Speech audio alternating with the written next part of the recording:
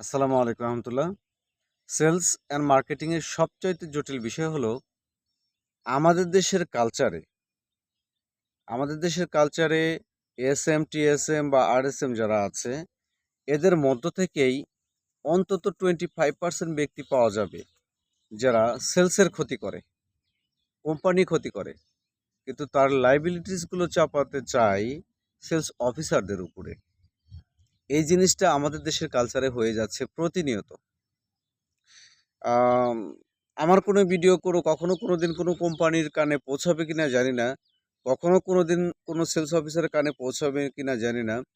য যদি কোনো সেলস অফিসারের কানে পৌঁছায় এবং কোম্পানির কানে পৌঁছায়, সেদিনই আমার এই ভিডিও করাগুলো সার্থক হবে। সেটা আমি এইজন্য বলছি, আ অনেক প্রতিষ্ঠানে আমি দেখেছি অন্তত 20 থেকে 25% অফিসার আছে। এএসএম, টিএসএম অথবা আরএসএম বা এনএসএম আছে, যাদের মাধ্যমে কোম্পানি ক্ষতি হয়ে যাচ্ছে এবং যাদের মাধ্যমে সেলসের ক্ষতি হচ্ছে। কিন্তু তার লায়াবিলিটিস গুলো চাপানোর চেষ্টা করছে সেলস অফিসারদের উপরে।